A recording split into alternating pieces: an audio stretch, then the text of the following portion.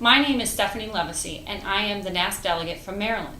Today I'm joined by Matt Lauser, who is the Professional Standards Chairperson for the Maryland School Psychologists Association. We're here today to talk about the leadership conference we held in 2013 on the NASP practice model. Planning for this process began back when I was the president of the Maryland School Psychologists Association and went through the end of my first year as delegate for the National Association of School Psychologists. So MSPA adopted the practice model, and all tasks and any further follow-up as far as the rollout was referred to the Professional Standards Committee. As a committee, we brainstormed various ways that we could move forward with next steps in the rollout of the model. One idea that we came up with that we thought would be very important to pursue was to hold a leadership conference with stakeholders from around the state involved in education. Our purpose in doing this was not only to make them aware of the practice model and what it is, but to engage them, for them to see really what it means and make it really come to life for them. So ultimately they could see what value and importance there would be in for them advocating for such a model to move forward for school psychologists in the state of Maryland. So in preparation for this leadership conference, we thought that we would get the expertise of Stacy Skalski, one of the staff members at NASP.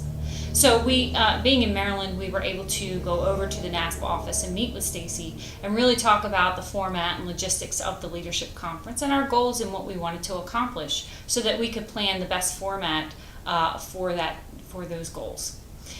We didn't want a stand and deliver type of presentation. Instead, we wanted our stakeholders to be involved and really understand and get meaningful information about practices that school psychologists can take part in. So what we decided on as far as the format was that we would do an introduction from the president of MSPA. Then we had a state delegate do also a welcome to everyone. He's the delegate for that area that we held the conference in. And then we did a 45-minute presentation from Stacy to the stakeholders about the practice model. From there, we moved into what we called a gallery walk, which Matt's going to talk about. And then we brought the group back together and did some group table time and talking about the use of school psychologists in schools and the benefit that school psychologists can provide to schools. So as Stephanie had mentioned, a key component of the conference was the gallery walk.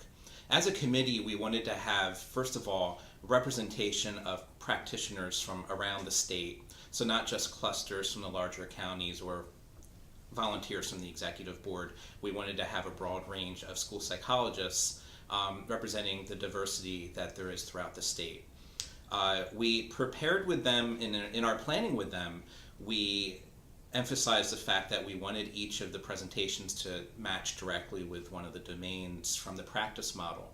And again, we had mentioned earlier, the goal being to bring the model to life for people who are not maybe directly involved with psychological services on a day-to-day basis, but that are key stakeholders in education.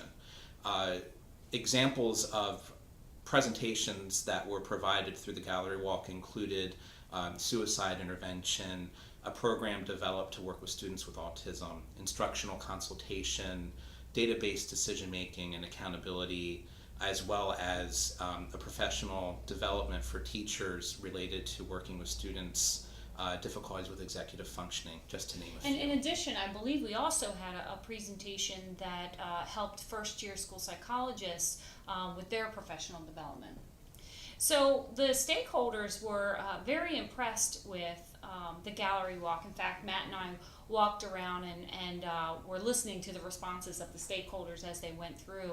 And some of the comments we heard were that they didn't know school psychologists could do some of these things. So we knew right then and there that the conference was worthwhile. After the gallery walk, we came back to the tables, and a committee member from the Professional Standards Committee was at each table to lead the discussion, facilitate that discussion. And they also took notes so that we could follow up with their input.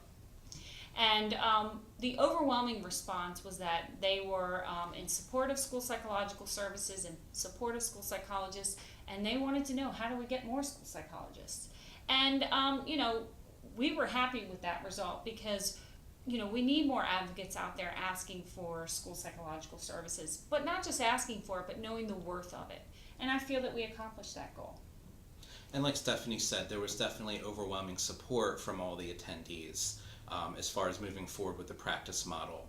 And one of our key goals that we felt that we accomplished was getting feedback from these leaders from throughout the state as to how we can move forward. So this has been a great springboard for us as far as additional activities to support the rollout of the practice model.